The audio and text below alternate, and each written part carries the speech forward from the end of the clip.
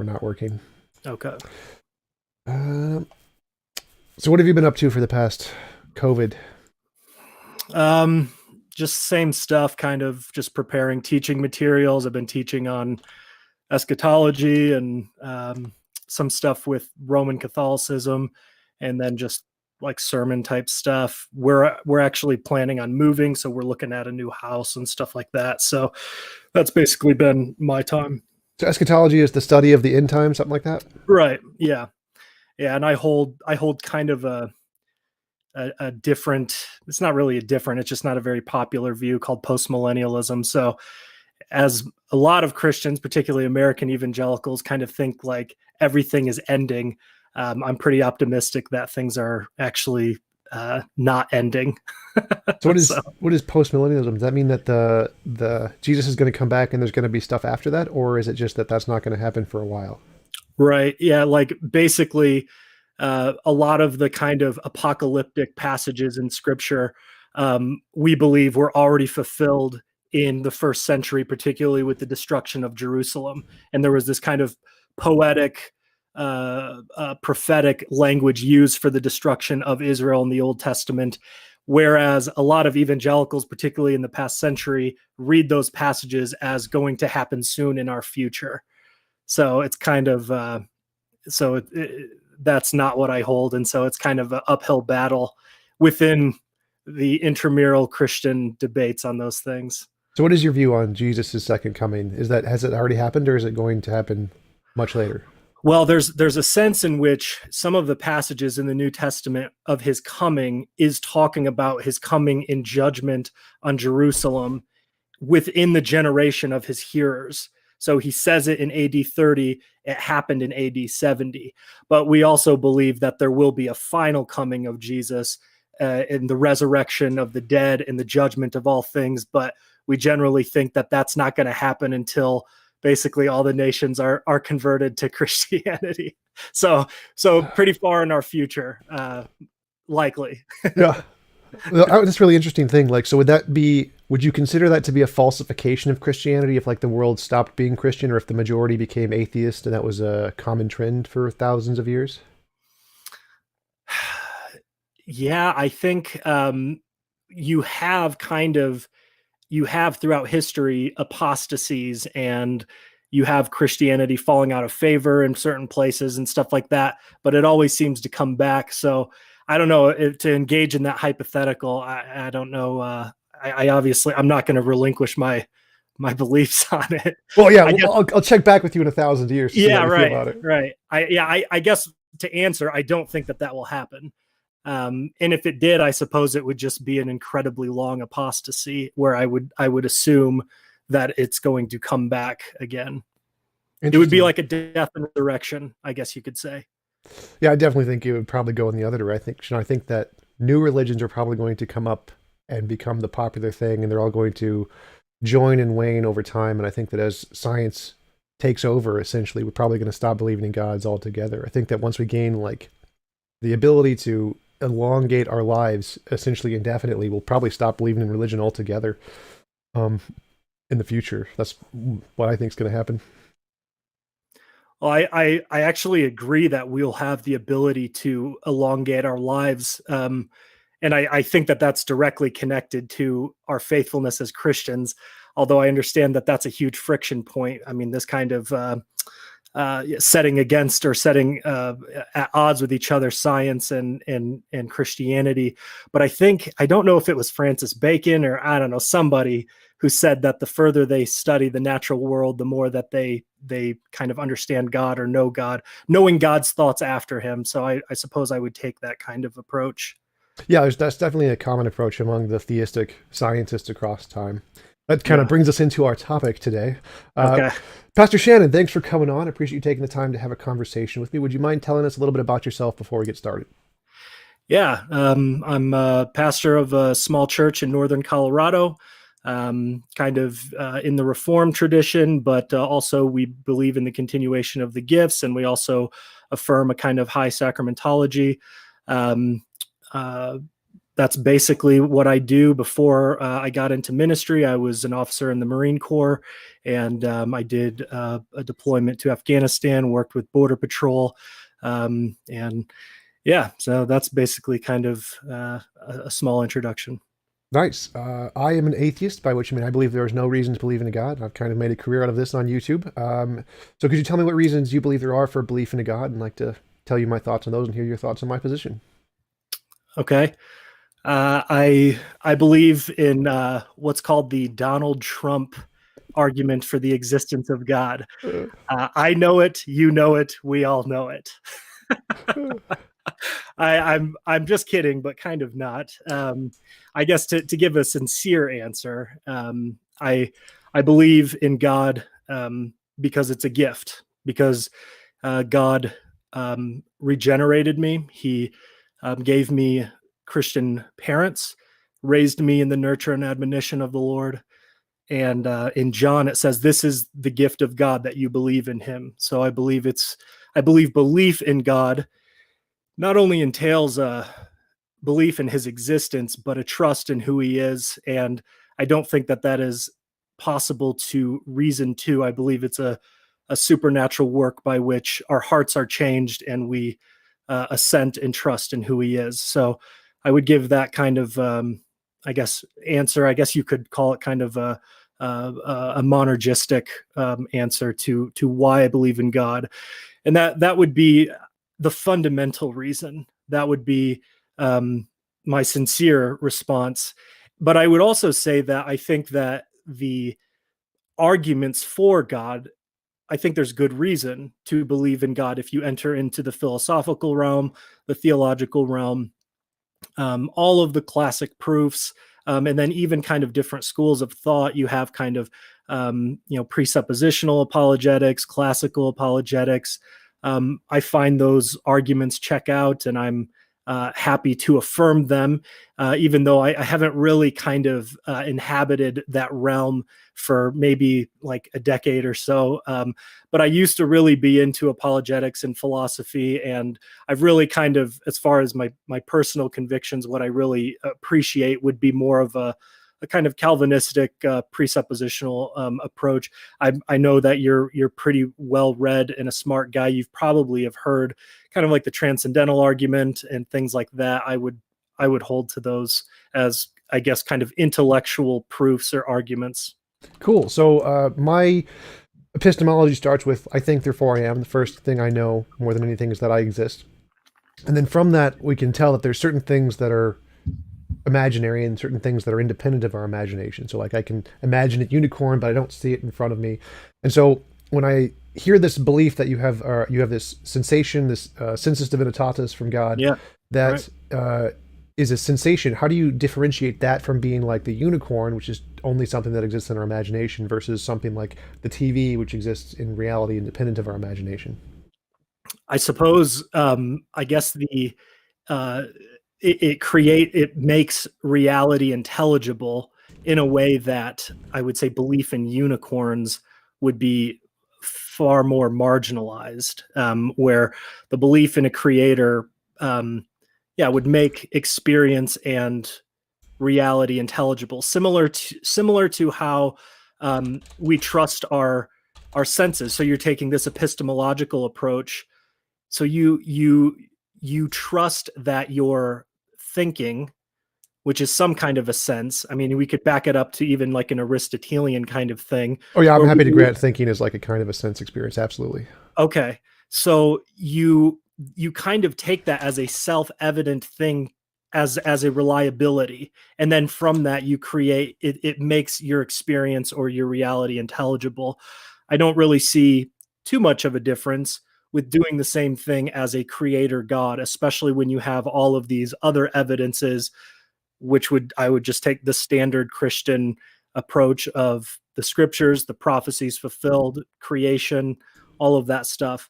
For example, like we had the well, I'll leave. I'll throw that back to you. It makes uh, reality intelligible, and So I would set it next to how you take as an axiomatic, self evident, um, I guess, foundation of thinking as something that also makes experience intelligible. Well, from my view, the thinking doesn't make reality intelligible. Like it applies to things that can't think, like a sea potato or anything that has, I don't know if sea potatoes have consciousness, but ants or whatever. So anything that even can't realize its thinking, the argument would still apply regardless. So the argument isn't true syllogistically. It's not like you look through this syllogism and come to the conclusion like, ah, I have knowledge, I exist. Like you have knowledge, you exist just because you have this experience, regardless of whether or not you actually retroactively think about it. So for mine, it doesn't require any kind of logical analysis of the thing to make it intelligible. It doesn't matter if it's intelligible or not. From my worldview, all it says is that you have this experience of existence, and that means you exist. That's all you need. You don't need anything beyond that. So mine seems to be a bit simpler than yours. I don't see how God would make things intelligible in any other sense than the fact that you have an explanation that you've added in to why you have experience. Whereas I don't put any explanation there. I just say I have experience, and I don't think it's rational to start with an explanation of like I have experience and here's why. I think that's something you could come to as a conclusion based off of lots of other evidence, but I don't think you can start with that as a presupposition. It would be like if we were both stranded on an island and we both woke up and we're like, well, what put us here? I'm like, I have no idea. We just know we're on an island. And you're like, well, I'm on an island and I know I'm here because this guy put us here. I don't think that would be a rational conclusion yet, because I think you would need to reference other things on the island to try and figure out why we're there, not just presuppose why we're there. Which means, So, from my worldview, I think it's a little more rational to say, well, we know we're on the island, let's just start here, and without presupposing anything. okay, so you're saying that I guess my question was going to be if you're starting with this I guess that's a Cartesian proof, I guess. Would you say that I think therefore I am, that's Descartes, right? It started with Descartes. So the version I'm using doesn't actually come from Descartes. It comes from Kierkegaard, where it's a tautology. You can find on the Stanford Encyclopedia of Philosophy, Descartes' epistemology. There's a big analysis of it.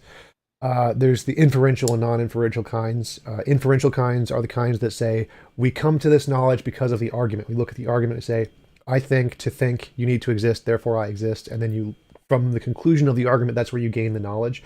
And the non-inferential kind is like, no, we don't even care about the argument. The argument is just a descriptive thing, like saying the sky is blue. The sky isn't blue because of the conclusion of the argument. The sky is blue, and then the argument just describes that fact. So the way I'm using it is just describing the fact that I exist. It's not knowledge gained from the structure of the argument. The argument is really irrelevant. Okay. All right. So I'm assuming you're kind of maybe deflecting from Descartes, because that was his kind of epistemological starting point, but he eventually works his way to the existence of a god through that, doesn't he?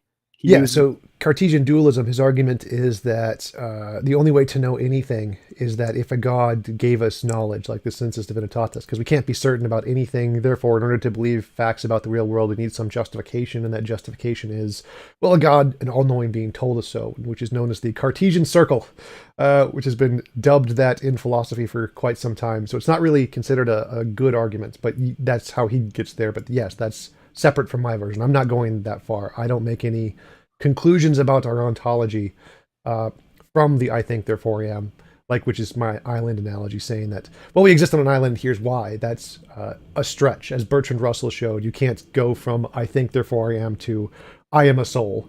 You can only say I am here, but I don't know what I am yet. So the rational version of I think therefore I am just says I am the thinking. I don't know what the thinking is beyond that yet. And so it doesn't fall prey to the same conclusions or problems that Descartes does, where he starts to infer things about a god and about what he is. Okay. I have two questions. If that is, I guess, the basis for knowing that you exist, go back to the sea potato, I think, and let's say it is not self-aware. Does that mean that doesn't exist, or does it just exist in your mind? Is it kind of this solipsistic? I guess that would maybe more of a Kantian type thing. But because it can't do that, I think therefore I am. Does that mean it doesn't exist, or only exists in your mind? Uh, Well, I was like the seed potato, I was giving it as an analogy as a conscious thing. So imagine a seed potato is conscious. Okay. Then the seed potato has some kind of experience of the world, hypothetically. I don't know if they do or not. Probably not, but hypothetically, a conscious seed potato. Then the conscious seed potato also exists because it has this experience, regardless of whether or not it knows the argument. So it can't process an argument it doesn't need to. It still exists and knows it exists just because it has this experience. Okay. So I guess so let's talk about like a bookcase, something that is not conscious. How is that contingent on your being self-aware for it existing since No, it can't do that? no, Yeah. I definitely agree there is an external world, but that is something that is we learn about much later down the line of reasoning. So we can't come to that from I think therefore I am alone. We have to start with I think therefore I am. And then we see these things like tables and chairs and bookshelves and like, well, maybe these are real, maybe they're not. How do we come to that conclusion?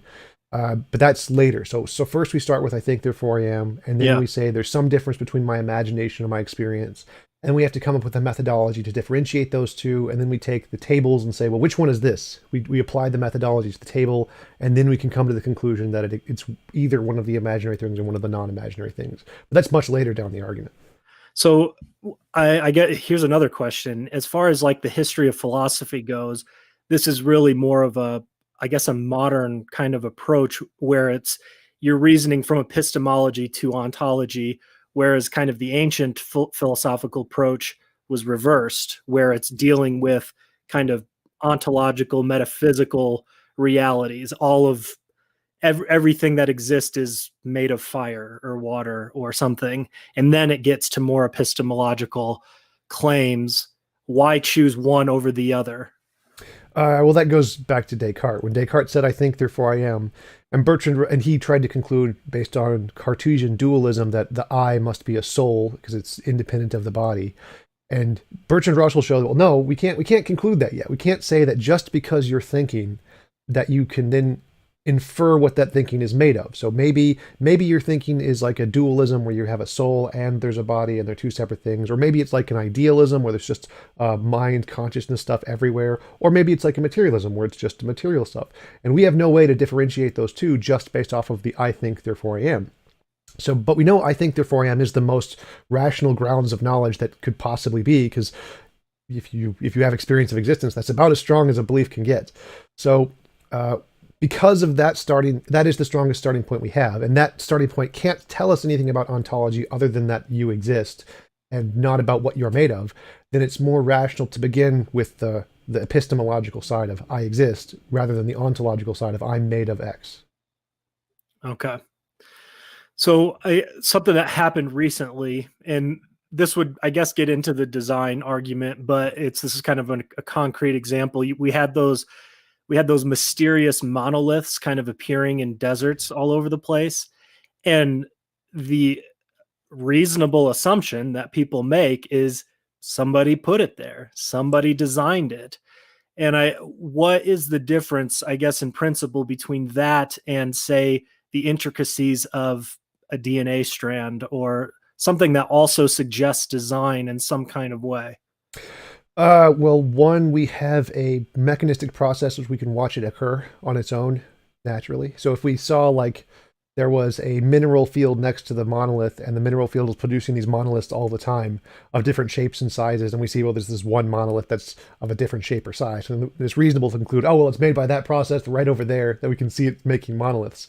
And that's what we see with DNA. It's made by a process that we observe occurring naturally and have lots of testable predictions showing the mechanisms and processes of how this happened and why it happened under millions of years which made predictions about if it happened like this, we'll find this kind of fossils or this kind of genetic marker in this medium, and we find those all the time. So we have a hypothesis that says if this is the way it happened naturally by this process that we observe, then we can predict that given these time increments or these space increments, we will find these markers that are predicted by that model, and we find them every time with extremely high reliability. So in the case of the monolith, if we had a mechanism that said, if the monolith was produced by this natural thing we see occurring over here, we'll be able to see like tree rings around it or something. And we find the tree rings like, yeah, it's probably produced by the monolith mechanism over there.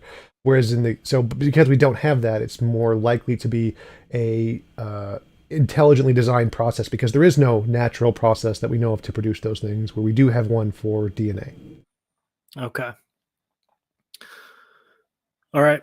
Well, one of the I guess one of this is not really exactly related, but I was kind of curious.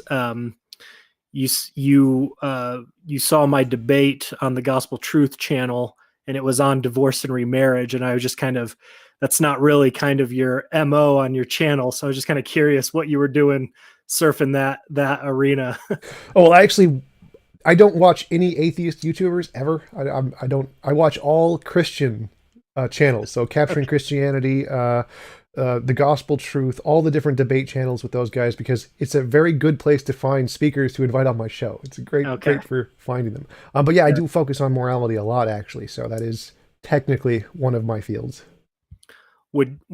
Is that derived from kind of I know there's a technical term for it, like an evolutionary foundation for morality? No, I'm a moral naturalist, which is not like evolutionary based morality. So a moral naturalist believes in objective morality, just like a Christian does. So morality is a thing that exists in the universe, independent of humans, kind of a thing. So not a subjective product of evolution, kind of a thing.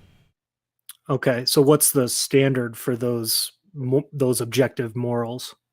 Well, it's so what we start with our moral intuition and moral progress. So we have these feelings that certain things are moral or immoral, like killing babies for fun is immoral, and we like plot all of these out. We have this experience of them, we plot them out on a graph, and we try to make a principle that describes the pattern in what we see.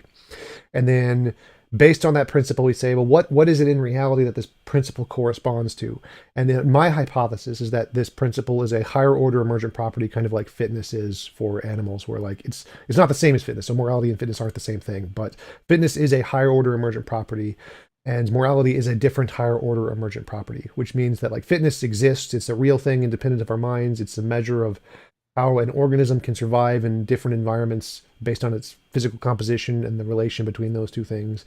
And morality in my model is a higher order emergent property describing the interactions between agents in an environment and their physical compositions. So it's in my model, that's what determines what morality is. We look at the evidence, we try to describe a principle that describes the pattern, and then we infer from that what it is in nature, and then we try to find the thing. Okay, so why give credence? The first thing you said there was intuition, like killing babies is wrong. Why take that into consideration and disregard that kind of sensus divinitatis intuition that lots of people also have? You could almost put it on the same level as, well, killing babies is wrong, and I'm also a creature who is made by a creator. You can totally use it in the exact same way. So the way I'm using moral intuition and moral progress is to build a hypothesis. So I have this phenomenon. I say this phenomenon is caused by this thing. This is my hypothesis. But you can't claim this is real yet. I can't say, well, there is objective morality and I've proved it and there's reason to believe it because of just this. This only works as a ground for a hypothesis. And then in order to confirm that hypothesis or make it reasonable, I need to make testable predictions, which then need to be confirmed, which I haven't done yet. So I can't say I've solved objective morality, unfortunately. Okay. So if all you're doing is saying, I have this sense, which I could be a sensus divinitatis, and I'm going to take that as a hypothesis, perfectly reasonable, nothing wrong with that. What would be wrong would be to then take that and say, this hypothesis is reasonable to believe or has substantial evidence to confirm it before making testable predictions. And that's the difference in my model. I don't do that. I say it's just a hypothesis. We have no confirmation of this. And then we're stuck here until we make testable predictions. Whereas it seems like the theist is making a much stronger claim about the sensus divinitatis. Even though I guess that intuition of sensus divinitatis is played out, I don't know if you would call it testable predictions, but there is at least a body of evidence and data that would at least be an argument for the veracity of that intuition. So like I have in mind, like Lee Strobel's Case for Christ. Are you familiar with this at all? Yep. Where he kind of goes through like manuscript evidence for like the resurrection, things like this. And so there seems to be at least a supplement to that hypothesis, to use your language. I'm not sure if I follow. So you can have a hypothesis on anything. You can say there's a phenomenon, and I'm going to make up a hypothesis to explain that phenomenon. You can just list a whole Right. bunch of phenomenon and create hypotheses to explain all of them. Like I could say, uh, all of those seashells on the shore, each one of them was individually created by a magical leprechaun, and all of the waves also magical leprechaun on the wind, also magical leprechaun. But it's still a hypothesis. None of that actually counts as evidence for the magical leprechaun, because to be actual evidence for it, you would need to go beyond that. You need to have some way to differentiate, is your hypothesis real or imaginary? So you have to have some methodology to differentiate between those two, and you need to apply the magical leprechaun to that methodology and have it come out on the real side. So you can definitely have lots of different phenomenon that you can hypothetically explain with your hypothesis, but that isn't actually evidence of your hypothesis yet. For it to be evidence, you need to apply that method to differentiate imagination from reality. So in my case, for morality, I don't have that. I don't have any way to differentiate whether this is real or imaginary, and I fully grant that just a hypothesis. Whereas for the theists, they seem to be claiming something more. They seem to be claiming that they do have a way to differentiate this isn't just an imaginary thing, and they have good evidence to conclude it's one of the real things. And that's the difference, I think, between the two. So you have objective morality, but you would have to, I guess, keep an open hand by saying, rape might be okay. Well, no. So it would be, I have a hypothesis which might be true and might be false. If it's false, then maybe rape might be okay. I don't think it's false, but it could be. So right now, I can't conclude that there is objective morality and that it is objectively immoral to rape. Like fact, all I can say is that it's the best hypothesis I like the most, but again, I can't conclude it's real yet. Okay.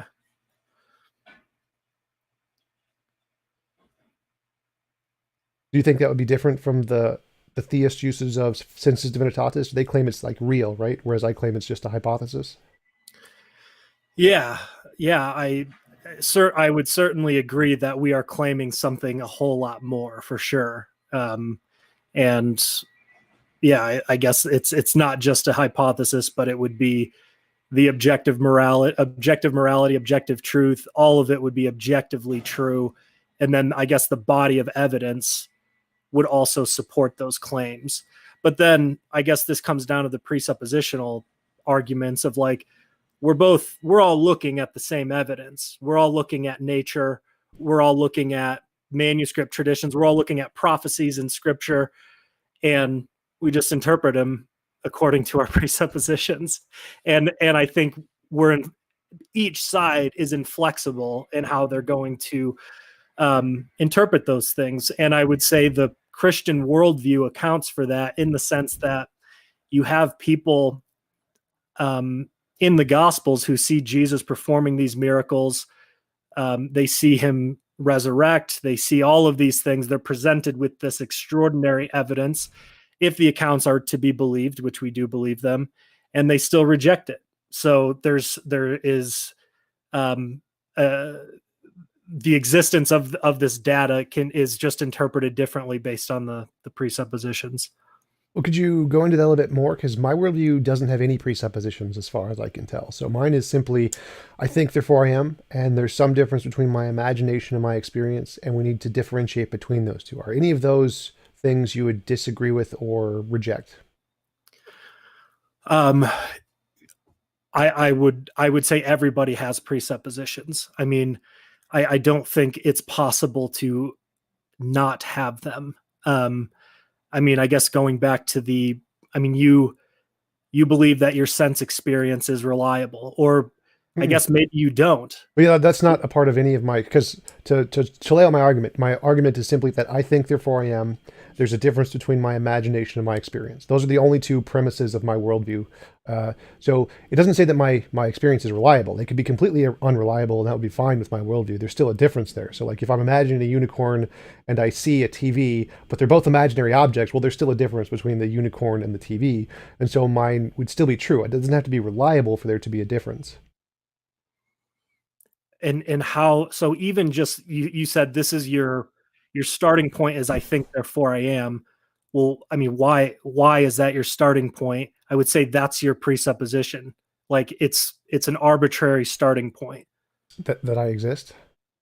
Yeah, that you're basing everything on that. I would say that you're presupposing that as reliable. Reliable that I exist. Yeah. Is it possible for me to have experience and not exist? No. No. So But so is that a presupposition? you're couching this in terms of objective reality, that your existence corroborates some kind of objective reality of existence. No? I don't know what you mean. Like I think that if I exist, I objectively exist for sure. I don't think I Right. could subjectively exist. I think that's a contradiction. Right. So I don't think like, can I have experience and not objectively exist in reality? Uh no, I mean I guess I'm starting to think of the like the Matrix analogy. Oh yeah, Like absolutely. I can fully grant that if I have experience, I could be in the Matrix, I could be a brain in a vat. All of those things can be true, but I still exist in all of those worlds. In one, I exist as a person in a Matrix, in one, I exist as a brain in a vat.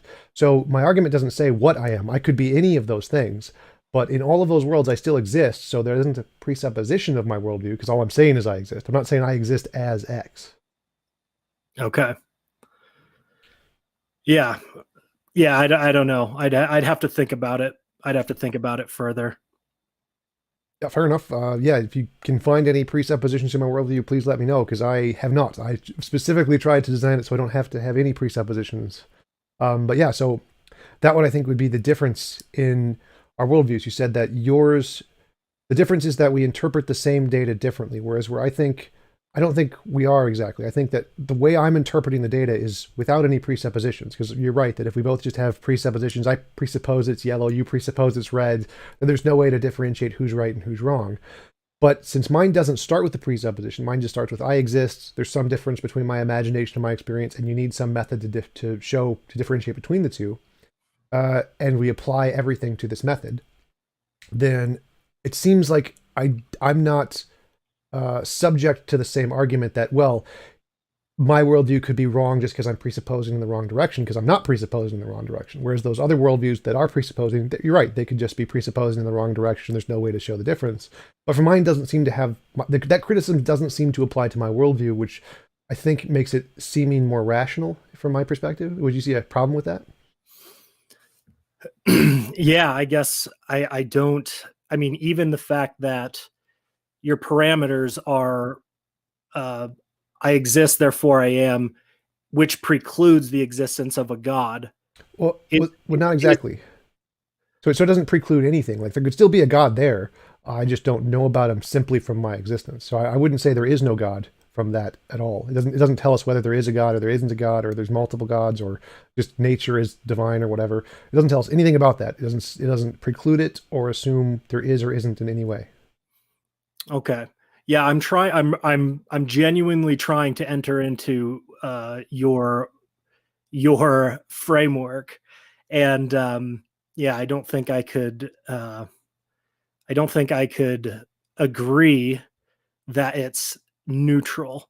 But that could just be, you could turn around and say, well, that's just your presupposition, which it is. I don't think that there's any kind of neutral starting points.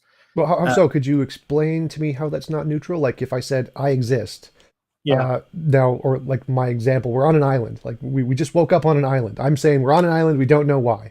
It could be that we were placed here by a god, like a Yahweh drove us here on a boat or whatever. Or it could right. be we were shot here on an asteroid. So my position of just saying we're on the island, we don't know why, seems to be pretty agnostic. It seems to be pretty impartial.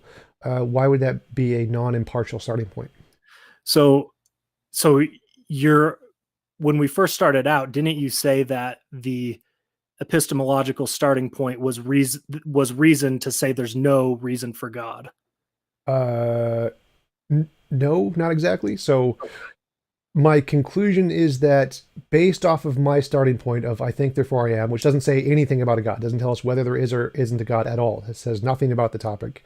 Okay. And then we say, well, there's some difference between my imagination and my experience. We have a method, whatever we come up with is a method to differentiate between the two. And then we take this God idea and we put it through the same method.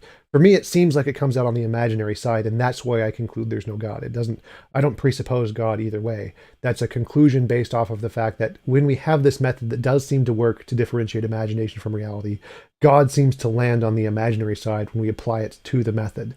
But it doesn't presuppose God one way or the other. Okay. So I guess I mean I would answer, I guess, from my perspective, which I believe is objective reality, in quoting Paul from Romans 1, where he says um, that God is made known through the things that were made. And so I believe scripture is the word of God, and that is speaking to us about things that are true, and that basically he draws this ingratitude of who God is into idolatry, and um, that was basically kind of the pre-Christian world's descent into idolatry. But the starting point there was that all of mankind knows who God is through what's been created. And so I take that as an objectively true statement, that I guess would corroborate, that would be that kind of um, a posteriori, I guess, data that confirms that sensus divinitatis, that intuition that's in it. You have Paul, an apostle, testifying to the created order, testifying to a creator. So I mean, that's just that would be my starting point with a lot of that. And then you even have like pre-Christian philosophers doing the same thing, like Aristotle's arguments from motion and stuff like that. And so I don't know, what would you say to that kind of, like, I mean, that's a pagan example of somebody kind of not doing the same thing that you're doing, but trying to make sense of the world apart from divine revelation. I'm not sure. So I would say that. So I agree we both exist and we need some way to differentiate imagination from reality. And it seems like Paul is providing a method. He's saying, here's a method that we can differentiate imagination from reality. He's saying that the stuff in nature is a testament to the glory of God or whatever. Yeah. And I would say, well, how does this method that you provide differentiate? Is that an imaginary idea or a real idea? Because I don't think that just saying, there is a rock, therefore God really works. So you'd have to go some step further and explain to me how the existence of things could be indicative of a God to make this method actually work. Because just saying, well, stuff exists, therefore God, doesn't seem to qualify as a way to differentiate. Because the unicorn exists, but it doesn't. It's imaginary, so that doesn't work. So how does this method that Paul is providing differentiate imagination from reality? Oh, and I'm not really sure how to put in Aristotle's thing about, or unless you're making like I don't know how to relate that to Aristotle's position. Okay. I guess I just brought him up is because it's like, um, I guess I just kind of presented, here's a kind of an appeal to divine revelation. Here's an appeal to kind of a ancient scientist, so to speak, a philosopher coming up with a similar, it's theism generally. And I guess wondering why, yeah, why Aristotle's arguments from motion for, a God is not valid in your view. Aristotle's argument from motion, like kind of like the contingency argument where there has to be a first mover kind of an idea. Right. Yeah. Well, I could grant that and say, but that first mover could just be a unconscious thing. So even if I granted the argument from motion, which you could just say that there's just been motion forever, there's always been motion because there's not a logical contradiction in that. So Right. one of the Which possible, which I think would be a return to kind of a pagan cosmology where it's just the universe exists infinitely, or like in kind of a cyclical kind of way. yeah. So that would be several of the possibilities are that. So we have motion, and we know motion has a beginning because I can like push a ball and it stops, and so there has to be something that began the motion essentially. Yeah. Either that thing could be conscious like a god, or it could be unconscious like just a nature, eternal universe kind of a thing that was just the beginning of all other universes, or it could just be a bunch of cyclic universes or infinite regression of movement where you just have one ball hit another, hit the next, hit the next, hit the next. Any of those are possibilities, and so I don't think that motion itself indicates the god, because it could also be the non-god beginner or just an infinite past of all kinds of things, and probably some other things I'm missing too. Okay. So what do you do with I mean, this is, to me, these are just kind of like, data points that don't in themselves prove anything, but I think are um, significant in their in I guess oblige us to take into consideration. And I mean, one of those things would be there's this there's this Louis C.K. did this stand up in 2017, and he says he's like, I'm trying to figure out how to raise my daughters, and I'm not religious. And that's like an easier way to do it. You just say, you choose a religion and you say, all of this, do that. And he's like, but I'm not raising them religiously. So what I do is I tell them that there's all kinds of religions in the world, but Christianity is the main one. So act accordingly. And and then he kind of proceeds to really kind of make this joke about he's kind of making fun of he's like, we like to tell ourselves all religions are equal, but that's not true. Christians won. And he's like, if you don't believe me, just tell me what year it is, and he makes this, he kind of fleshes this out. And I thought that one, I liked that because it was a non-believer kind of, and what comedians do, this kind of observational, humor, showing us how much Christianity has influenced the world that we live in, shaped the world we live in. He jokingly says, we're all counting Jesus was here +2, Jesus was here +3, So there's this kind of like overwhelming sense in which Christianity has won. And I would, I guess, ask you, what is the reason for that? Well, I'd say it's the same reason as many different ideologies won, like capitalism won as opposed to socialism. It's just that it worked better in our evolutionary standpoint. So there are many different kinds of beliefs that are beneficial but not true. For example, type 1 and type 2 errors. Like if you hear a rustle in the bushes and you think it's the wind and you don't run away and it's a lion, you get eaten and die. And so you're out of the food chain, you don't reproduce. So anybody who has that belief is not going to continue living. Whereas if you hear a rustle in the bushes and it's only the wind and you run away, well, you survive, either if it's the wind or a lion. So it doesn't make a difference whether if it's true it's the lion, but you survive either way. And so that belief system is more beneficial to survival. And so that belief system is going to win out over the belief system it's just the wind. So you have the scientist and the pagan, and the scientist says, it's probably the wind. I can't prove it's not a lion, so I'm not going to run away. Well, he gets eaten a lot. Whereas the pagan who says it's always a lion always survives. And so the pagan belief is going to succeed a lot more and take over society a lot more than the scientist belief who's going to withhold judgment. And so that would be why many things could be beneficial and take over society, even though they're not necessarily true. I like your mug, by the way. That is an awesome mug. It's far bigger than my mug. I am slightly intimidated. Yeah, right. Yeah, it's this passive aggressive like assertion of We do it like at the same time. Just, yeah. Yeah. So what about I guess the claims of Christ, the scriptural evidences themselves? What do you, Jesus saying, before Abraham was, I am. He's making this statement that he is Yahweh incarnate, and you have all of these testimonies that are pretty, I think, even from anybody who's even outside of Christianity has to kind of objectively say, the manuscript evidence here is pretty wild, compared to kind of the less reproduced manuscript evidence of other works. And then which I guess that's kind of clouding this because that's a separate thing. But I guess just the statements of Christ himself, at least relayed to us through, the Mark and Luke and Paul, of being God, and then the resurrection itself. Paul says that if Christ isn't resurrected, then we are to be pitied above all men. We are a laughing stock if the resurrection didn't happen. So, and then following that, kind of the historical explosive growth, what do you do with these data points, I guess you could say?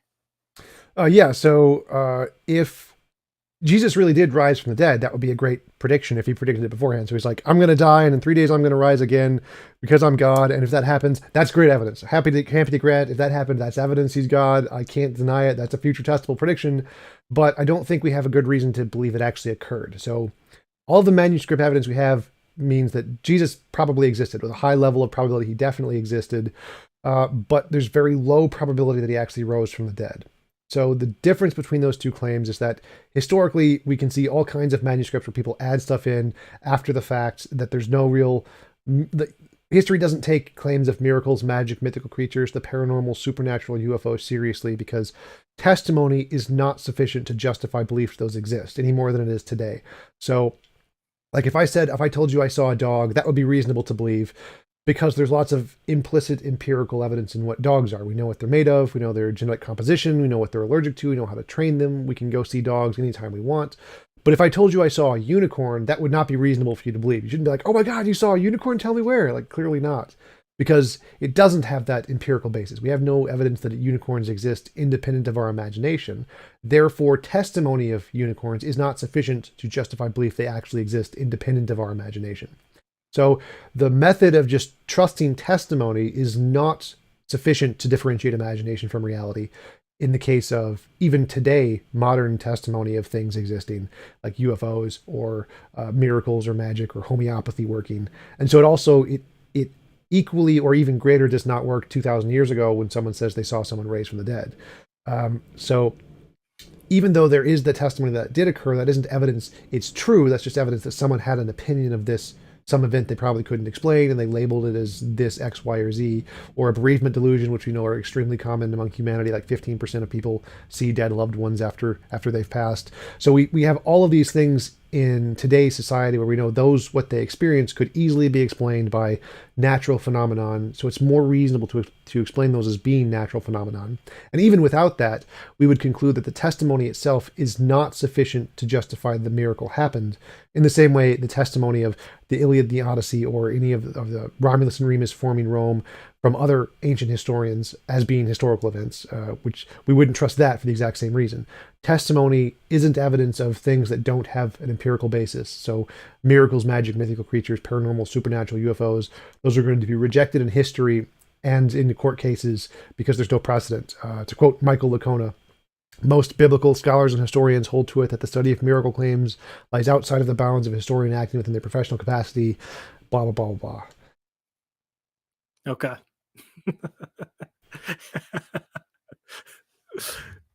Good time to get a drink. Yeah, I'm almost out of coffee. You have a head start on me. It's like, damn, I need to get a bigger mug.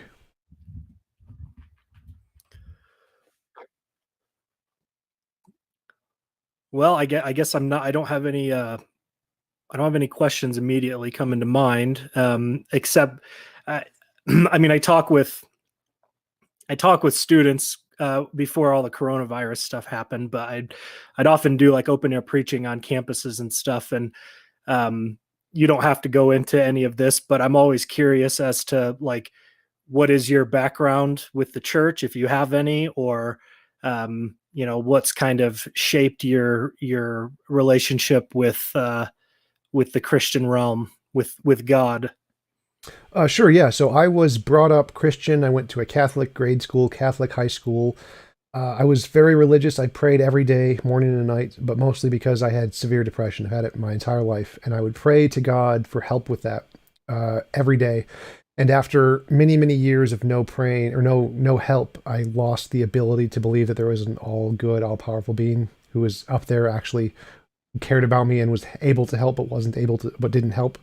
And so I lost belief in high school, but I didn't know anything about atheism or the philosophy at that point.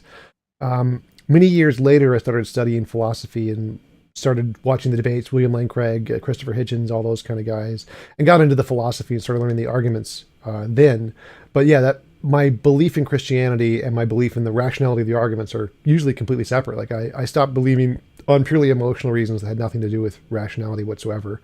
But yeah, that's not the reason I'm an atheist, or I identify as an atheist, is purely based off of the rational reasons, the argumentation after the fact. But you dropped belief prior to encountering the rational arguments. Yep. Okay. I think like 6 years before, something like that. So, I mean, wouldn't it be fair to say that it's not based in the rational arguments? Well, my lack of belief is not based in the rational arguments. Like if my prayers were answered, I'd still be a Christian, and that wouldn't be based off of rational arguments either. But the reason I identify as an atheist is purely based off of the rational argument. So, because when I left the faith, I didn't identify as an atheist, didn't even know what it was. I Yeah. just said I don't believe in a God. So the reason I identify as an atheist is purely the rational argumentation reasons. I heard these arguments and they classify them as atheists. So all right, I think I can fit into that category. But the reason I don't believe in a God is purely because none of my prayers were answered beforehand. Okay. Or maybe they were. Yeah, just in a way of no, I hate you, keep suffering, enjoy it. And yeah, not that I hate you, but that's often in scripture, suffering is a part of sanctification. Yeah, it's definitely a possibility. I just don't think it's likely for a moral being. It was impossible for me to conceive of a perfectly moral being who would cause or allow someone to suffer that much without helping. So I stopped being able to pray. Yeah. I believe.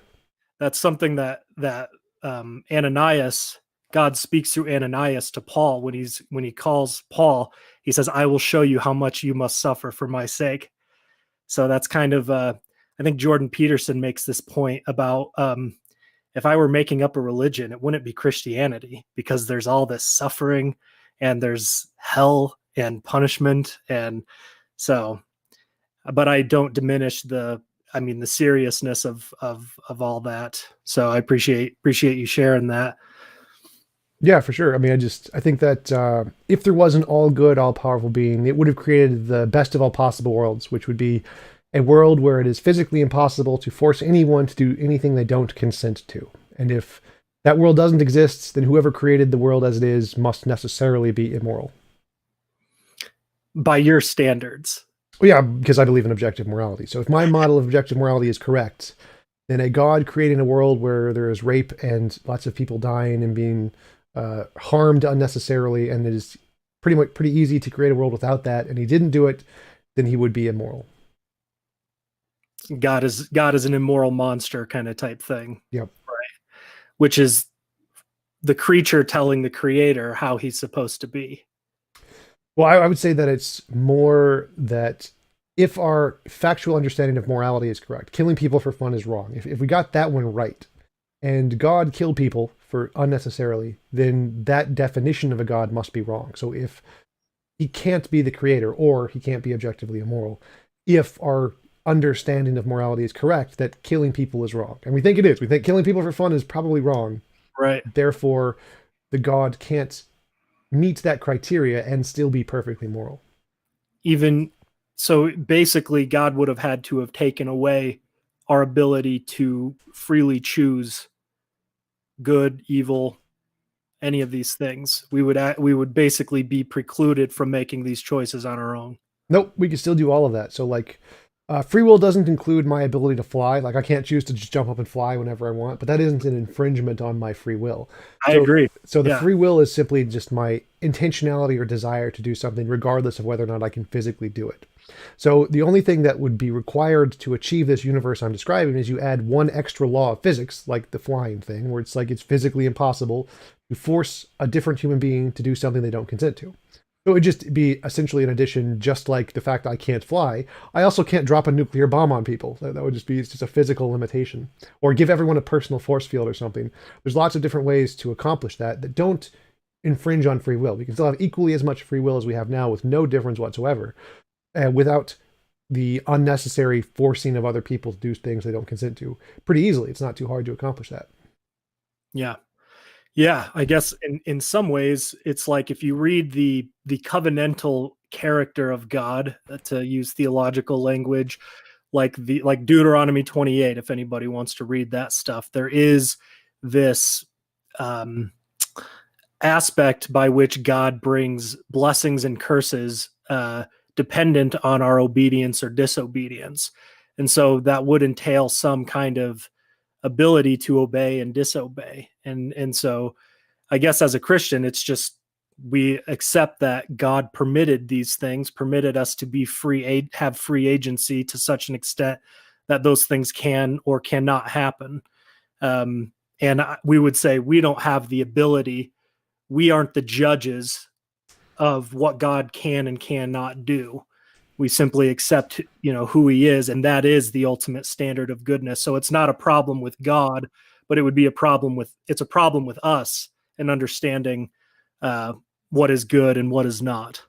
Well, I'd go back. I would bring that back to my original epistemology. How do you differentiate that from being imaginary? So, for example, if we took that same approach, if we're saying this is the nature of God, he is the way he is, and we have no right to question that, and we just imagine that there's an evil God who likes to pillage and murder everyone for no reason whatsoever, any person who worshipped that God could say the exact same thing, and there's no way, because no way to differentiate which one of you is correct, because you both have these presuppositions, and the presuppositions don't tell you or don't provide you a way to differentiate which one is true or which one is false.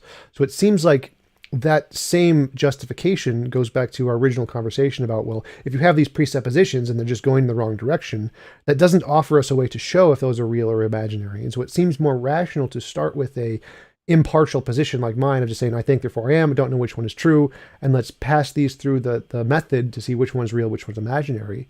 And until you can do that, it's more reasonable to conclude those are imaginary. I guess the difference would be that God's revealed himself through the scriptures, which we would say are self-authenticating, that the prophets and the apostles spoke through them, and that God spoke through the prophets and the apostles.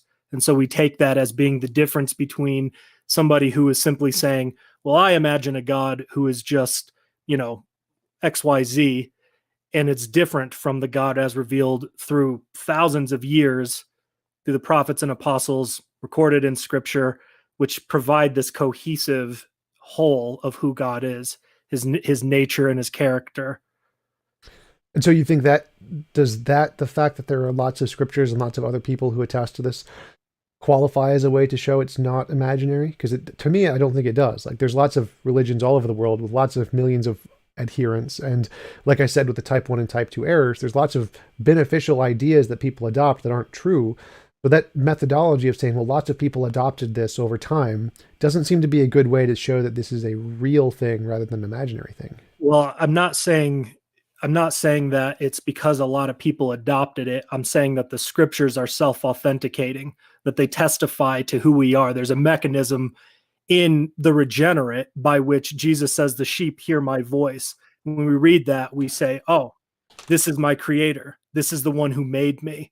And he reveals to his creatures who he is through those scriptures. And so you can read the Quran or the Bhagavad Gita or the Book of Mormon, and you don't have that same mechanism testifying to its authenticity of who God is. What do you mean by self-authenticating? Because when I hear self-authenticating, I hear the Bible is true because God said so, and God said so because the Bible said it's true.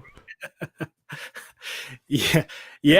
It is something like that. It is, I would say, I guess, put it in terms of kind of like the reliability of our senses, or I guess provocatively the starting point of a Cartesian or Kierkegaardian epistemology. To me, it's self-authenticating in the same kind of way. What do you mean? Because like circular reasoning is when the premises hold the conclusion. So A is B because B is A, essentially. So that seems to me like the self-authenticating thing of God said so because the Bible says God did it, and God did it because the Bible said so. So that would seem to be circular reasoning, which is one of the ways that we have concluded is imaginary. So that is not a good method. But I don't. So what would you say to say like the founding fathers statement in like the Declaration, where life, liberty, the pursuit of happiness, which that term happiness is a like technical kind of classical term, which is really a pursuit of virtue.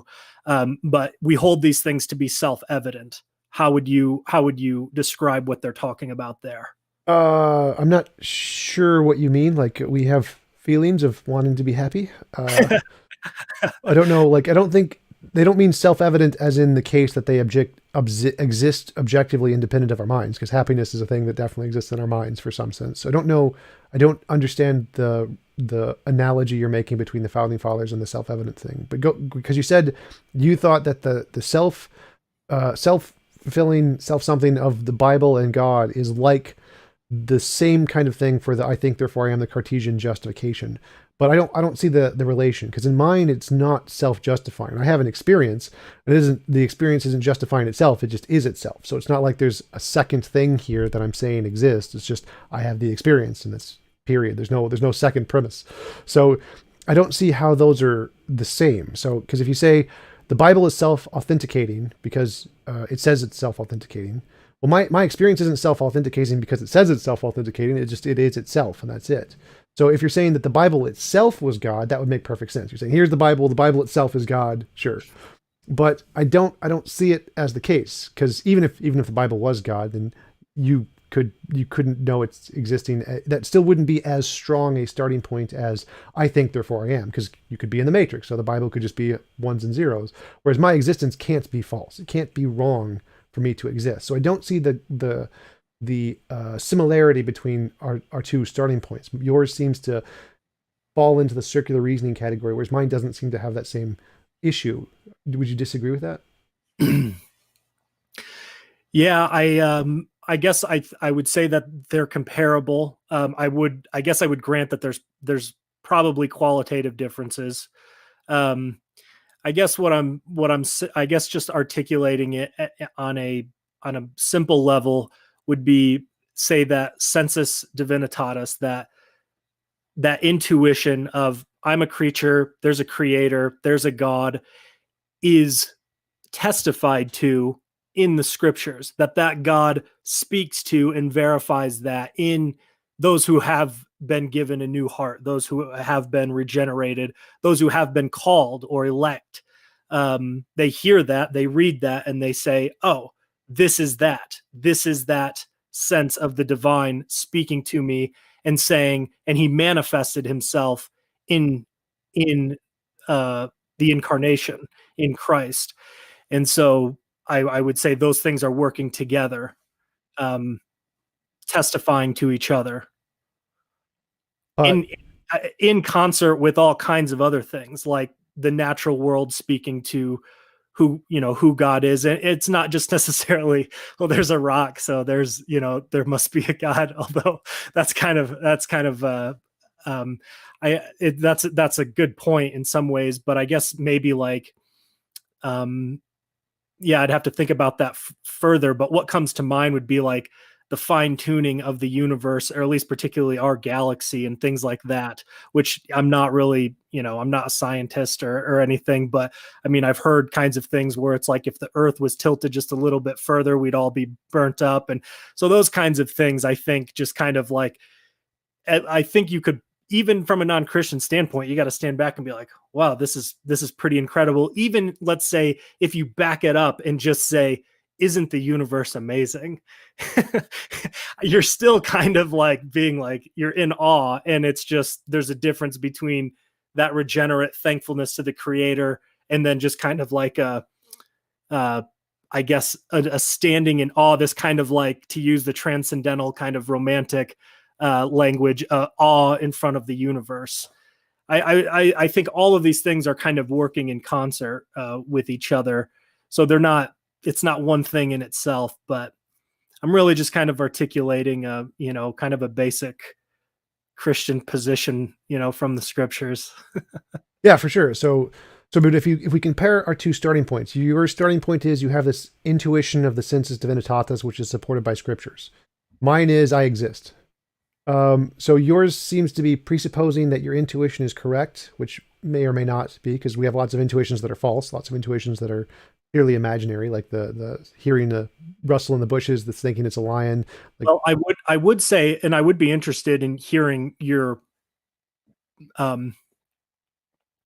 attempted dismantling or deconstruction of my starting point isn't necessarily the sensus divinitatis.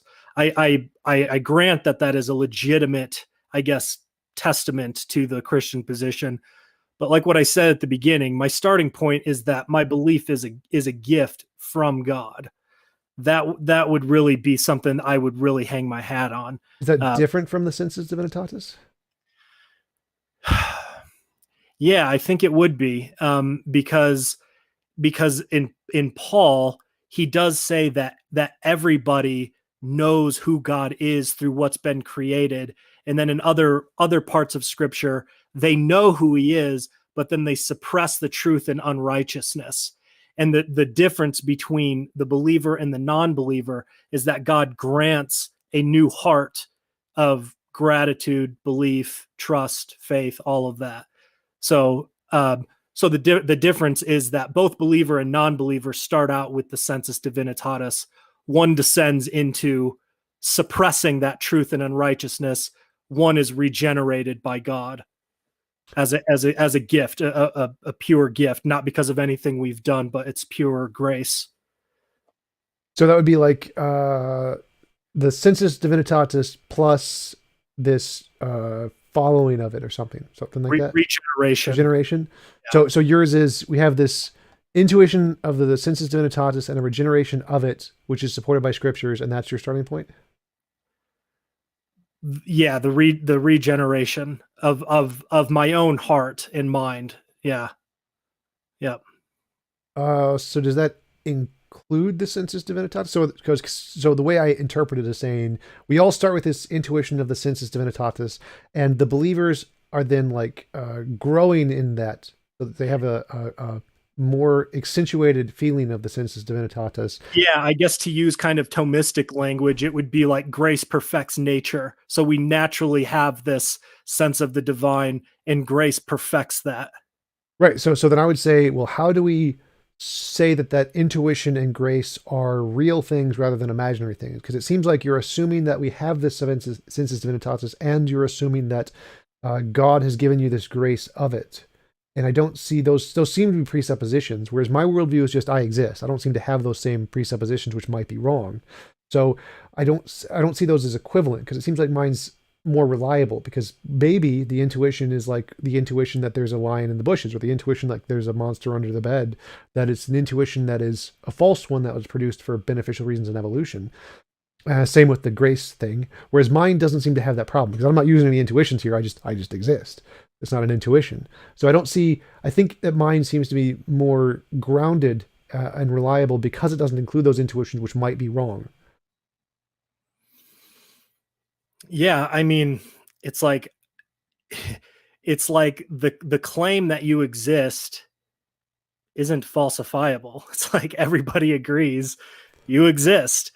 But from that, I guess it's making a further statement that God doesn't exist. I think more of a reach. Oh yeah, I totally agree. So I would say that if my conclusion was I exist and there's no God, that would be equally as reasonable as saying I exist and there's a God. So you keep pulling it back to your starting point, but it seems like there's these other things in between the starting point and the positive atheistic affirmation. So it seems like we got to deal with what's in here rather than the starting point. Oh well, those are, because yeah, you're right. Those are two separate things. So, right. But my claim is just looking at the starting points. My starting point is just I exist, doesn't say anything about a God. And yours is there is a God. He gives us a sensus divinitatis. We have this intuition of, and he gives us grace. So there's all of these different factors that have to be true, which may or may not be true yet. Whereas mine doesn't have any of those. It's just I exist. And so it seems like just evaluating the starting points, my starting point seems to be slightly more supported. And then from that, my starting point goes into there's some difference between our imagination and experience, and we need some method to differentiate between the two. And we apply all different ideas to that method, which God is one of the ideas. And we say, well, which we apply the method to God and say, which one does it fall on? And that's where I come to the conclusion God is imaginary. Here's maybe something that would be helpful. And this is me just kind of working off the cuff for the sake of the argument. Let's say maybe it's that we're starting at the same point. Let's say we both kind of start at the I guess that doesn't really work either. what I'm kind We of thinking. both start at the that doesn't really work either. We just give up. Let's go home. It's epistemic nihilism. Knowledge is impossible. We all give up. Yeah, I mean, I guess like when you're making the kind of the parity between our starting points of, well, here's my starting point, I think therefore I am, and here's your starting point. It could be that maybe my starting point is a little further down the line. Oh yeah, That it, so we both start with I think therefore I am, and yeah, then we go to the next thing. That's perfectly reasonable. We can definitely do that. right. So I'm only doing this for the sake of argument because I'm not saying like I'm not that wouldn't be, but I guess for the sake of argument, maybe that is further down the line. And what I'm saying about the sense of the divine and regeneration is maybe there's something I'm missing with an epistemological starting point, and what I'm positing is actually something further down the line. That's perfectly reasonable for sure. So like if we both started with I think therefore I am, Yeah. and then would you agree with the statement there's some difference between our imagination and our experience, Yeah. and we need some way to differentiate between those two? Yes. And then you would say that the way you differentiate is that we have this intuition of the sensus divinitatis, and then God applies grace to that, and that is a way to differentiate. Right. And I would probably work the standard by which we differentiate reality from imagination. I would start to ground it in scripture pretty fast. And there would be a difference in method there between kind of classical Christian apologetic method and then kind of presuppositional apologetic method, which I'm just not acquainted or equipped with the language currently enough to kind of articulate those different things. I think for the average guy on the street, which I would consider myself in some ways, the presuppositional approach is a little bit more intuitive for a Christian. And I think the classical approach might be more sophisticated and actually might be more correct, but I think it really only holds weight with academics who are more familiar with the history of philosophy and the technical terms. So You know, so nerds. yeah, right. So Yeah.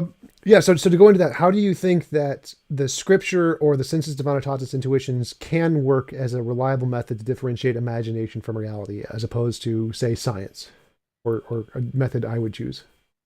Well, I would not put those things at odds with each All other. right, so I'm not, just to clarify, I'm not saying these are at odds. I'm saying that Sure. comparing So our worldviews, we both start with I think therefore I am. We both need a yeah, method. Your method, you said you go to scripture, and so I would say, how does that differentiate imagination from reality? Because mine, I'm saying I'm just gonna go with science. Mine is I'm gonna go with science. Why would yours be better, or would it be better to also include yours in your method rather than mine as a way to differentiate? because I guess, I guess it's the presuppositional aspect is inescapable. The answer that I would give is that God is the standard of reality, which I understand is it's that this is the point of debate, but that's what I'm assuming, and that he reveals himself through scripture, and that can be matched with what we're observing in the real world or morality or xyz, any number of things. It's not exhaustive, but scripture does give us these principles of who God is, how he interacts with reality. And so that kind of sense of the divine testifying through scripture of who that divine person is can give us a canon, a concrete measurement of comparing all these other things to it. So how would that be more reliable than picking a different scripture like Hindus, Vedas, or Harry Potter or something? Like why would that be a reliable method to differentiate imagination from reality as opposed to a different scripture that we picked at random? Because of who Christ said he was and all of the prophets testifying to who he is. And you can compare that to the claims that Muhammad makes in the Quran or the Bhagavad Gita or whatever. And so you have to kind of do the hard, dirty work of saying, well, is this compatible with who Jesus said he was? If it is, then it is. If it's not, then it's not. So I would say that goes back to Jesus saying, "My sheep hear my voice," and so we hear that and we say, "That's God." Thomas, when Jesus resurrects from the dead, he says, "My Lord and my God," and that is so. He is the standard. When Jesus was standing before Pilate, Jesus says, "I've come to testify to the truth," And Pilate flippantly, he walks away. He says, "What is truth?" Kind of this Roman cynicism, which I sympathize with. Dostoevsky, in one of his letters, said, "My Hosanna is born in a furnace of doubt." So I understand that skepticism and all of that, but Christ testifying to the truth, being truth incarnate, that would be the standard by which we would test everything. I'm still trying to figure out. So I understand that that is your standard, but why would we choose that standard? So if we take an impartial standpoint of just assume an AI computer, we've designed an AI computer. The AI computer is like, which of these methodologies is more reliable? Why would it pick yours? Because it says that, just saying that, well, Jesus is who he says he was, Right. based on the scientific method that is not the scientific conclusion. The science says, no, given our consistent history, it is not reasonable to believe Jesus rose from the dead. Whereas you're saying, yes, it is reasonable to believe Jesus rose from the dead. Why would the AI choose your method over the scientific method here? Yeah, I mean, I get this is, I guess, an impasse. I think that it's like if an AI were to go through, look at all these prophecies from Isaiah all the way back to Genesis, and then see all of them fulfilled, boom, boom, boom, boom, boom, all of those in Christ himself. And then as Lewis said, there's all these myths of the dying and rising God in pagan mythology, but Christ is the myth, the myth who became fact. He was crucified under Pontius Pilate. He actually entered history. I think the AI would be able to be like, okay, this one wasn't verified necessarily in history. This one is. And I think it would tabulate all those things. Not that we need the AI or we need kind of modern standards of verification. I don't. I don't think God does, but I think if we did that, I think that that's what would happen. Yeah, that's a great example. If there were prophecies, those would definitely count as evidence in my worldview. Just like if the resurrection happened, because that would be a prophecy. I'm going to die and raise 3 days from now. That's a great evidence. Right. So if there are prophecies that were fulfilled, that would be great evidence. But I haven't seen any of those. Like, I've gone through many of the prophecies before, and they seem pretty vague. They seem like they could apply to a whole bunch of different things. They don't seem to be specific enough to count as real prophecies. So could you give an example of one that you think is a good example of a prophecy that would actually be good evidence? The AI would conclude, yes, this is great evidence of the Jesus. Well, I guess I grant that. I think this would be your presupposition showing. I think that you're presented with these, and I grant that a non-believing mind would be like, yeah, this is just an arbitrarily chosen passage, and they just threw it onto what happened with Christ.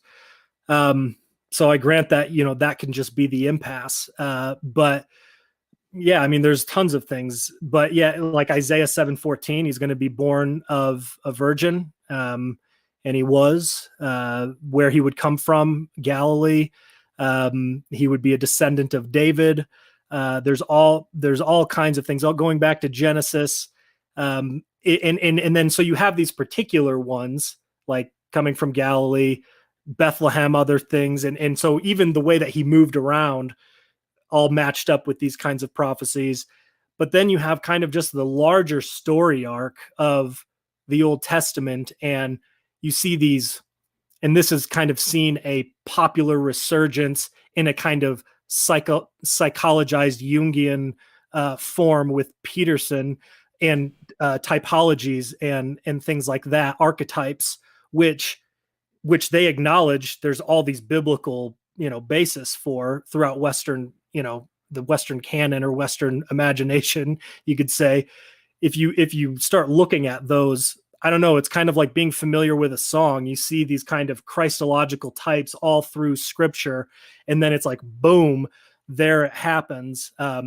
Abraham sacrificing his promised son. He didn't actually, he stopped him from sacrificing him, but there's this kind of death and resurrection there with Abraham and Isaac. There's just kind of stuff like that all over the scriptures. Even if you just start marking out like the story of Israel and their exodus from Egypt, and then their crossing of the Red Sea and being 40 years in the desert. You compare that with Jesus, who also comes out of Egypt when he was young, and then he's baptized in the Jordan. There's this baptism, and then he's in the desert for 40 days, and then he comes back into the promised land, similar to the Israelites, and he starts casting out demons, which is kind of this new covenant form of the Israelites who are actually entering into a kind of pogrom warfare. There's just kind of like, it's just, to me, anybody who's even a non-believer, I think, who's into like literary criticism, I think would just stand in awe at the kind of cohesive whole of this story. And what makes it even more remarkable to me is the historical, I guess, veracity of it. Well, yeah, I mean, like if what you said was true, that would work. But when I study historical criticism, it seems like a lot of those things are shown to not be very reliable. Like the born of a virgin thing, that's considered to be a miracle, kind of like Romulus and Remus being raised by a wolf to form Rome, and it's not really taken as serious historically. Most historians consider that to be false, like the resurrection. Same with Abraham sacrificing his son, and Moses, Cain and Abel. All of the patriarchs of the Old Testament are considered to not have existed. The consensus in history is that they didn't exist based off of modern science. I don't think those would be considered to be good evidence for Jesus. But I think more importantly is that why would these be considered to be premonitions or prophecies of Jesus? Because I don't think any of those count as a prophecy. Abraham not sacrificing his son, I don't think that counts as a prophecy. But so I don't see any prophecies that are like, in the year X, Jesus will be born. There was the Messiah will be born of a certain city for sure. But there are lots of those prophecies of those all the time. You could just pick your favorite prophet and say, this one predicted that they would be here, and so here's my favorite person who was born here. Therefore, this person was prophesying this, my preferred Messiah. So it doesn't seem to be like that's a great basis of evidence, because you could just cherry pick whichever prophets you want for the whichever city you want, and then just add those in. I think that even most modern day Jews think that most of the prophecies were not fulfilled by Jesus for various reasons. Yeah, well, of course they don't, because they're Jews. They'd be Christians if they thought that they were evidence. Yeah, yeah. I guess that's it's just the difference between belief and non-belief, I suppose. And I think that is presuppositions showing through. I mean, I suppose. I mean, it's the same thing of. I mean, you could say. I guess belief in God is just our externalizing our desire for a father figure in our life, and you can psychologize all of that. There's cynical answers for everything, and it's not that I dismiss those. I resonate with those, and I would say the qualitative difference is the gift of a different heart, a new heart. But I also think that all of those things are incredible. I find them. The more that I study, the more fascinating I find. Yeah, those stories. The story of Joseph descending into a pit by his brothers, and then rising to rule over the Gentiles is I think a typological story arc that Christ follows. There's so many things like that I think it would be irrational for me to dismiss those. But yeah, and then as far as like modern scholars dismiss saying that they didn't exist, or everything was written after the Babylonian exile and things like that. I just don't. I just say so. like people have been wrong, with things in the past. There's this hilarious. I have all these pop culture kind of things to hopefully kind of bridge these gaps. It's Always Sunny in Philly episode where Mac is trying to prove that that evolution is a lie, and he goes through all of these. He goes through Aristotle being wrong and Galileo being wrong, and he's like, rock, flag, and eagle, right, Charlie? He's like, he's got a point. But I mean, the point is that there's consensus. I mean, even as funny as that was, there's a consensus there in the scientific community that it was eventually proven wrong. And I mean, if you read like Thomas Kuhn's Structures of Scientific Revolutions, which I read but had a hard time kind of getting a handle on. But the general idea of paradigms overturning given enough time, not that it's inevitable, but that scientific consensus can change. And I mean, we're living in a time where, Christianity is on the decline. So it's not surprising to me that the academic literati, dismisses these things as being, um, the patriarchs as not existing. Yeah, I think that goes back to what you mentioned, the presupposition thing, because I still want to, because I don't think there are any presuppositions in this conclusion. I think that it's purely just based off of the I think therefore I am. We need some way to differentiate imagination from reality. We construct a pretty reliable method to show the difference between the two, and when we apply these stories like Moses and Abraham and Isaac and Cain and Abel, they seem to fall on the imaginary side. So it doesn't seem to be a presupposition. It seems to be just a conclusion based off of the impartial starting point of I think therefore I am, and trying to come up with a method to differentiate between the two. I guess I'm being honest here. It's like why is it? Because even like the Romulus and Remus thing, that kind of stuff, I don't really, I'm not going to be dogmatic about it, but it's like, yeah, maybe they were raised by a wolf. To me, my disposition is to believe that stuff rather than dismiss it. So I'm fine with being like, yeah, maybe they were. I mean, I know other examples is that it could be a euphemism for their mother being a harlot. Oh, well, no. So there's actual Roman historians, the same Roman historians that wrote about Jesus wrote about Romulus and Remus as a historical event occurring in the past. We know for certain they were like, this was our historical thing that definitely happened, kind of a thing. Okay. Well, that's my disposition. It's like, yeah, so yeah, I mean, definitely, I can accept that as your disposition. My only qualm would be is I don't think this is a presupposition on my part. I'm not presupposing this is the case. This is again a conclusion that when we evaluate these kinds of claims and put them through the method that we have to differentiate imagination from reality, they seem to land on the imaginary side. Same ways in testimony does. That if I said I saw a unicorn, based on our evaluation systems, probably going to be imaginary. Same in a court case. If a court case says somebody waved a wand and yelled Avada Kedavra and someone died after a green laser came out of them, they'd probably say, nah, imaginary side. Or UFOs, probably imaginary side. So to me, it seems like if we come at this from an impartial view without presuppositions, it seems like those would land on the imaginary side.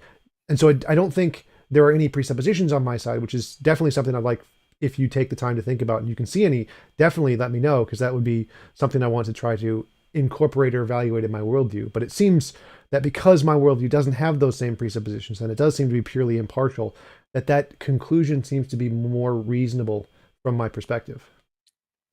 I would direct your viewers, and maybe you've already seen this yourself, a guy who's much more capable than myself, Greg Bonson, debated Gordon Stein, and there's kind of the presuppositional approach kind of on definitely on full display, and I really appreciated that. So have you seen that? Yes, I've watched the Greg Bonson and Van Til positions many times because I've debated, I think, like 7 presup apologists. So particularly you've seen the Gordon Stein one? Probably. Like I've watched a ton of debates, so I can't remember that one specifically. Okay.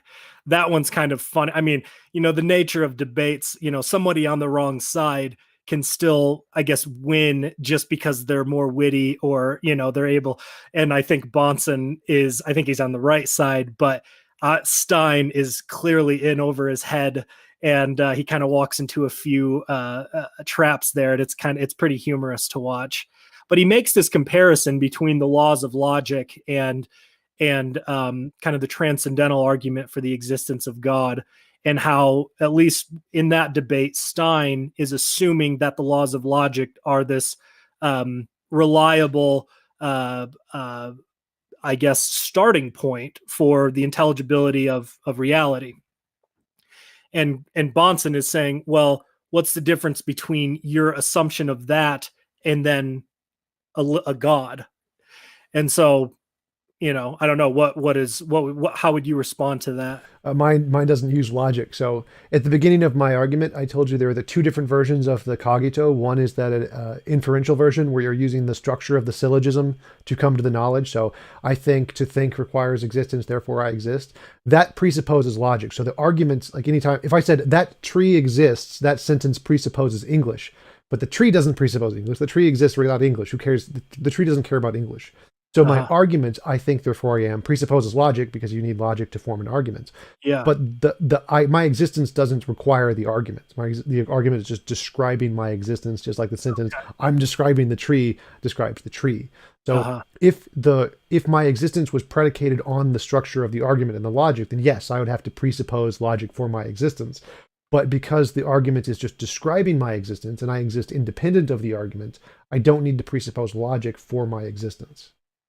Okay. Okay. So I'm following you there, I think. I guess trying to enter into that, what's wrong with, I guess, from that point being like, um, well, I exist, therefore somebody put me here. Somebody brought me into existence. I can't just exist. There's got to be a reason for it.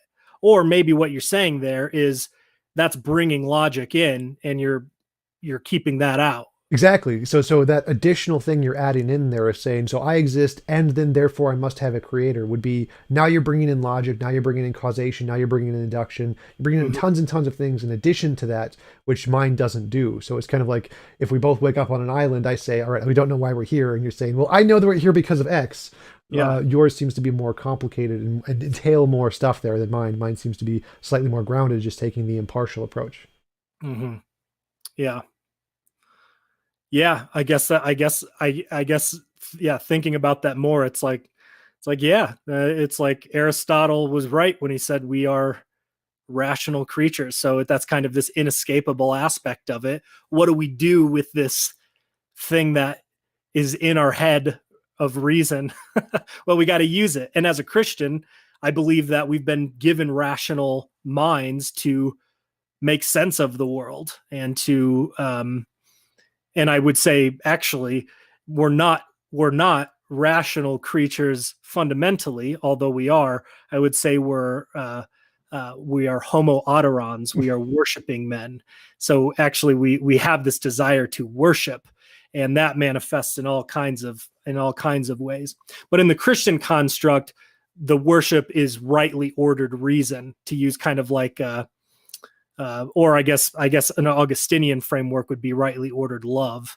Um, so Yeah, it's definitely a common thing, even in modern philosophy with Plantinga's properly basic beliefs and things. And yeah, I was always bring that back to, okay, so how do you show these are the real ones, reality versus imagination thing? But yeah, I think it's a good place to kind of start to wrap up. Do you have anything else you wanted to talk about? I really appreciate you coming on. It was a really great conversation. Thanks for yeah, coming on. yeah. I really enjoyed talking with you and appreciate the sharpness of your mind and thinking. And I obviously hope that uh, I hope that the Lord reveals Himself to you in a way that one day you're actually in my position and able to articulate, defend the faith, perhaps better than I have. But I did have a question. So I kind of asked why you're taking the modern approach as opposed to the ancient approach of epistemology preceding ontology. Why not the postmodern approach of plausibility structures and stuff like that? Because it's stupid. That's why it's stupid. Okay. Yeah. I think the postmodern stuff is ridiculous. Like Okay. saying that there's no truth is definitely self contradictory. Okay, so is that true? Go away. Go bother Jordan Peterson. Have him yell at you for some time. Okay. All right. Well, yeah. Hey, man. Thanks for having me on, and yeah, I wish you the best, and happy to come on and talk again. Yeah, absolutely. Let me know if you take some more time to think about my position. If you find any presuppositions, let me know. I'd absolutely love to hear your feedback on that. And thanks again for coming on. Really appreciate it. Had a lot of fun. I'll talk to you later. All right. Got